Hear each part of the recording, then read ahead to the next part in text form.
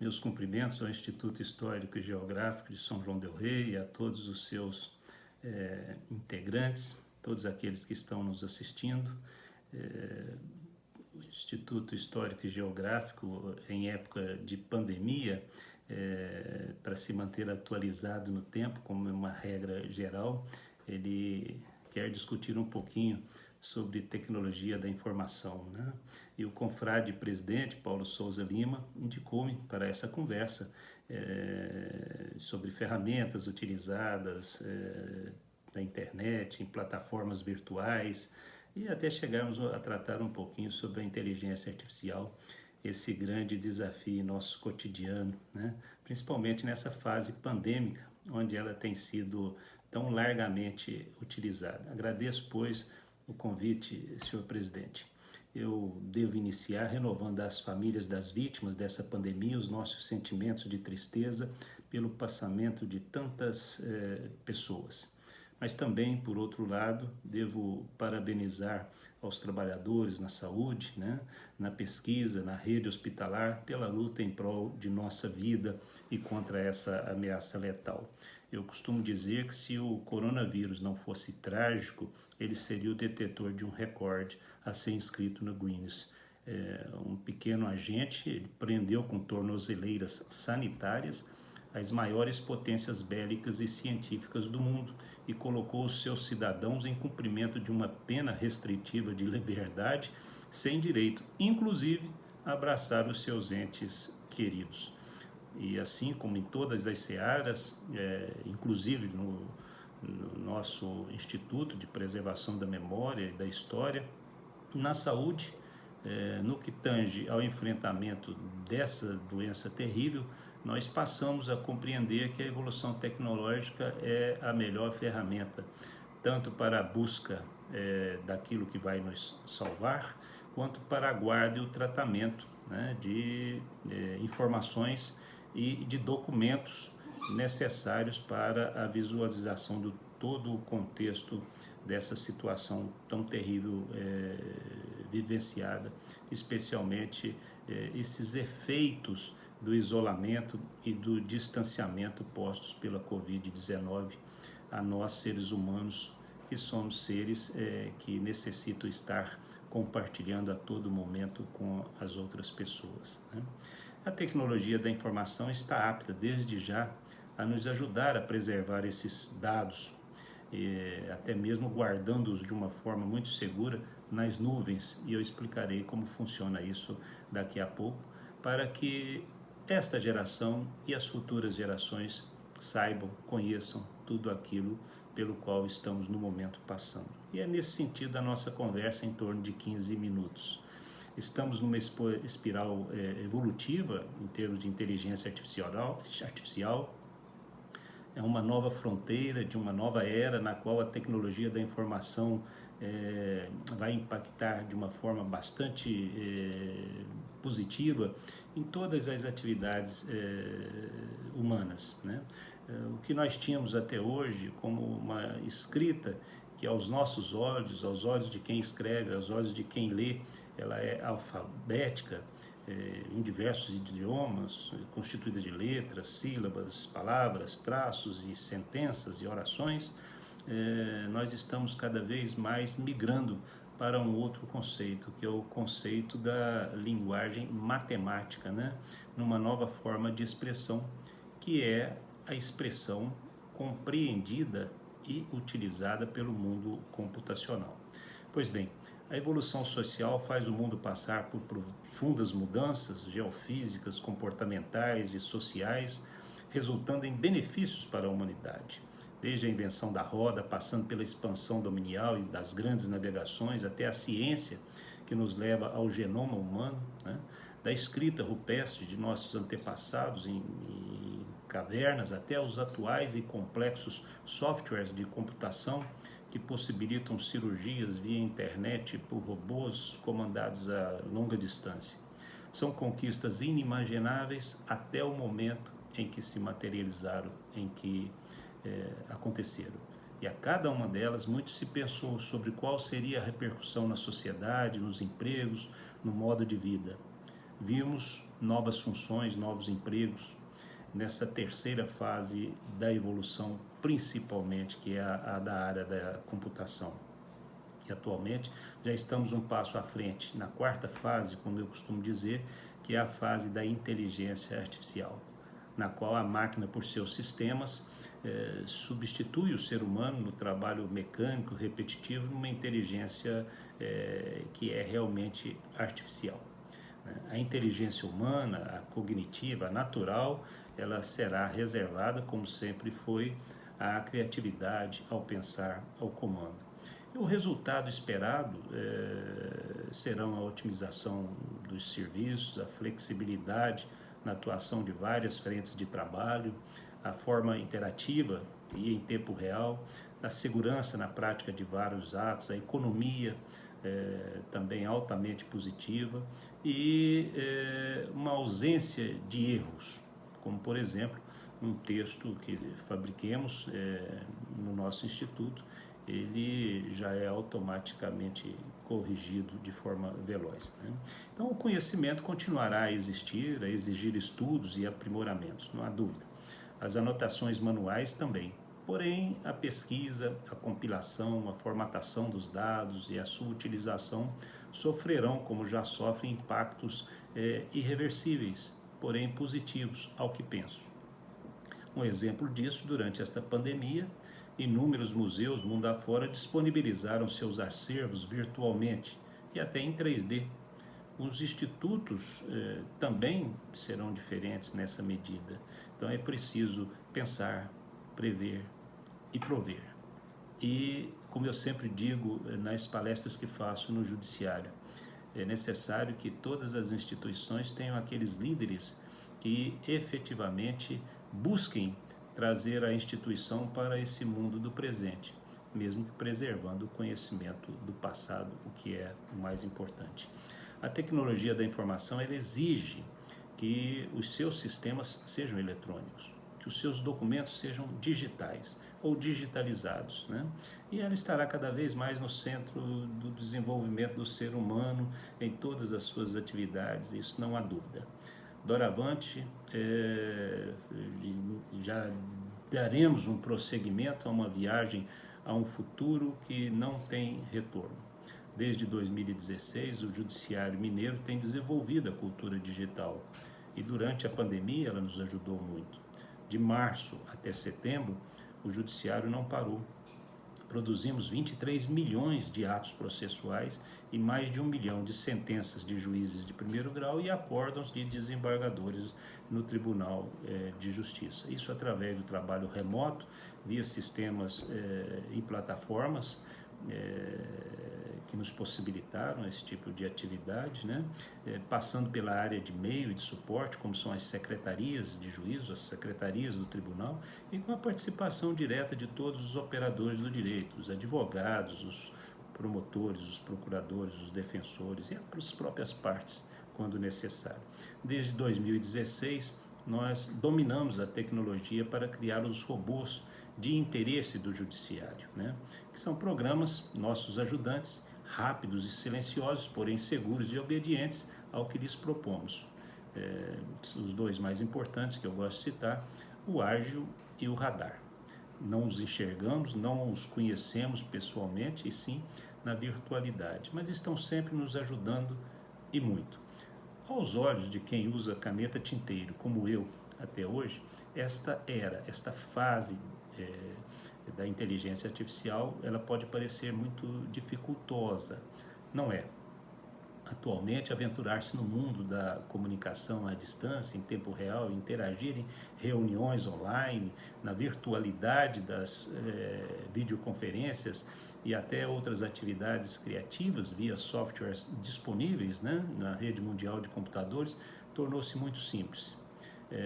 Assim como qualquer outra atividade de operação de aparelhos, é mister conhecer o caminho e os veículos aqui conhecidos por expressões como hardware, que nada mais é do que o computador em si, a máquina em si, mas sem os sistemas, né? Sem a vida, poderíamos dizer assim.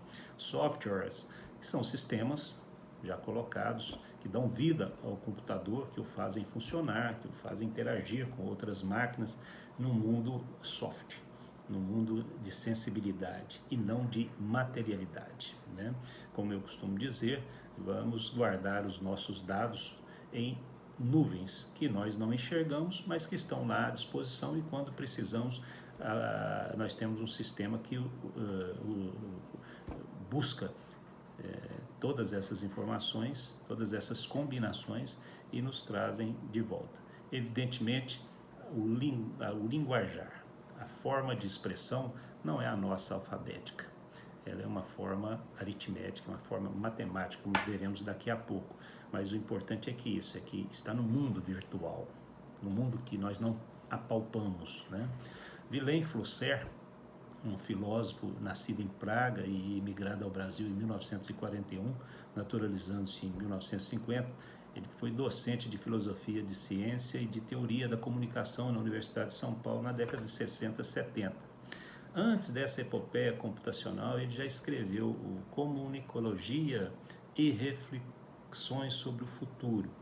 Ele já explicava aos seus alunos que podemos nos deslocar não apenas para as galáxias, para as outras galáxias, mas também para as partículas das quais é feito o mundo, né? Ele dizia: vou para um espaço bastante estranho que se pode formular apenas matematicamente. Esse espaço é vazio, é um espaço virtual. Portanto, temos o espaço cósmico, que é o vital, que pode ter guerras, doenças, pessoas, objetos, casas e carros e etc. E o espaço virtual, o que está dentro de algo que não se vê. Tudo isso, dizia ele, quando tratamos ou quando falamos em computador. No espaço virtual não se fala dentro do espaço virtual ou fora dele. Fala-se em algoritmos, como se fosse um mundo realmente alternativo. E esse mundo alternativo nós o usamos, por exemplo, numa plataforma digital plataformas tão faladas, né, que são softwares, ou seja, sistemas virtuais, ambientes no computador que conectam duas pontas de comunicação para diversos fins: compra e venda de mercadorias, estudos à distância, troca de mensagens, enfim, tudo isso, né? Ela pode se exaurir em si mesma, ou pode adentrar em outros sistemas para buscar, filtrar, tratar dados e fornecê-los àquelas pessoas que estão interagindo, né? Mas os nobres usuários muito se preocupam com a segurança, e é verdade, há que se preocupar. O grande sistema ele funciona como uma casa de residência onde o morador possui a chave da porta e também a de seu quarto. Só entra quem receber cópia dessas chaves, que são códigos de segurança. Assim como no cotidiano, se a guarda for baixada, o patrimônio poderá ser atacado por larápios, né, num verdadeiro furto cibernético, via diversos vírus, né? Temos, por exemplo, os worms. Eles destroem os arquivos, os dados e as informações, e mais das vezes só por maldade.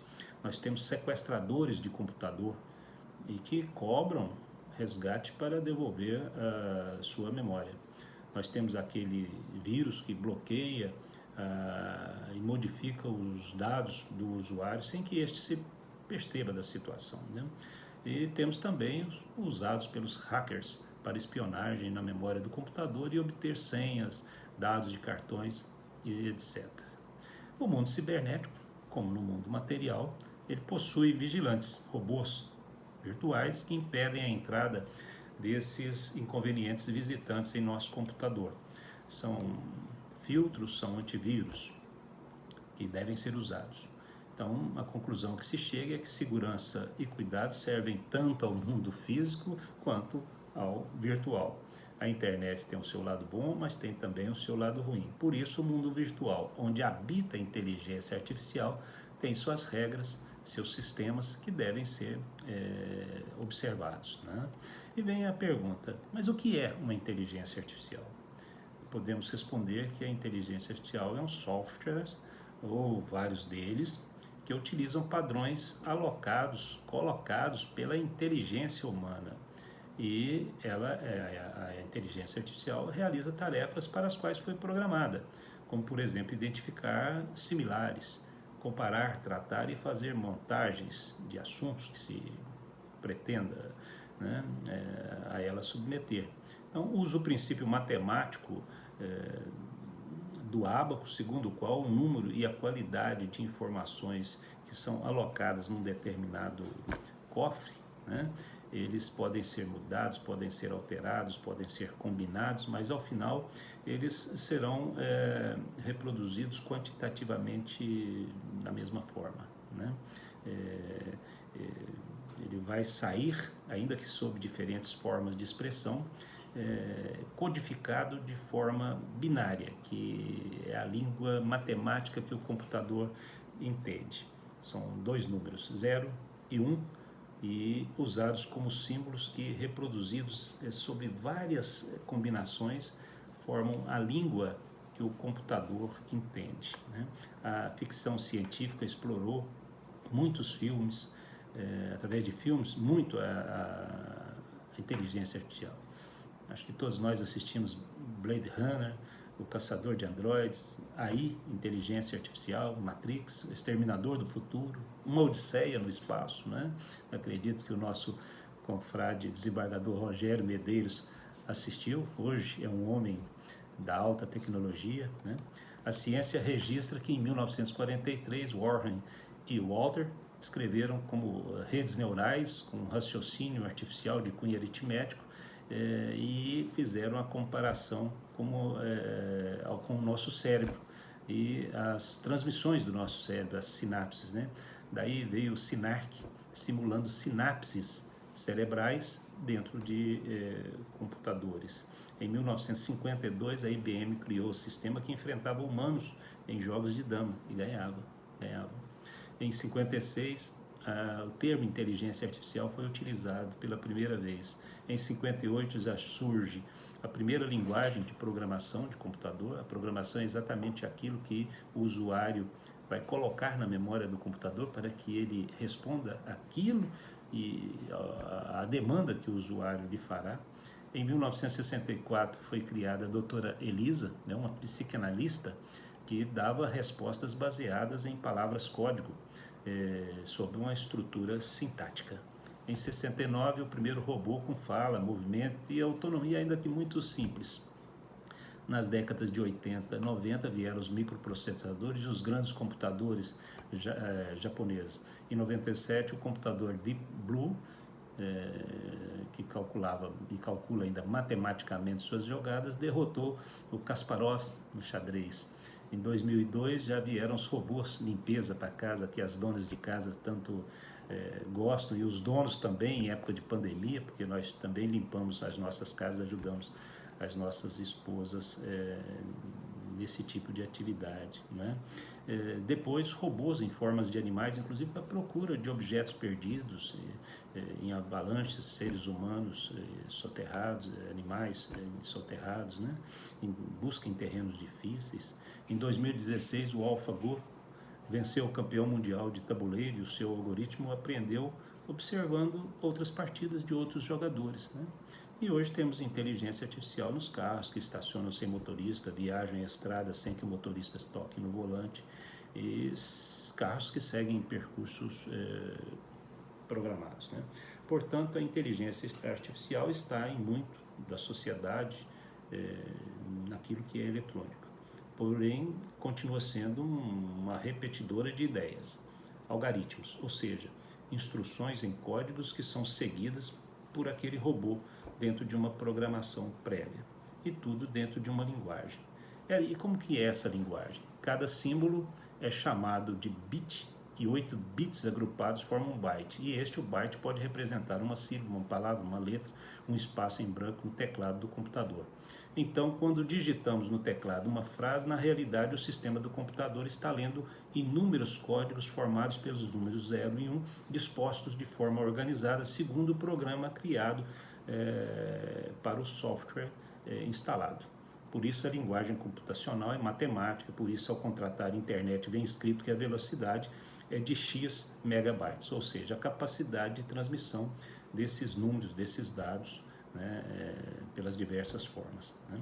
E nós temos no judiciário esse tipo de inteligência artificial, como eu disse a princípio, que muito tem nos utilizados.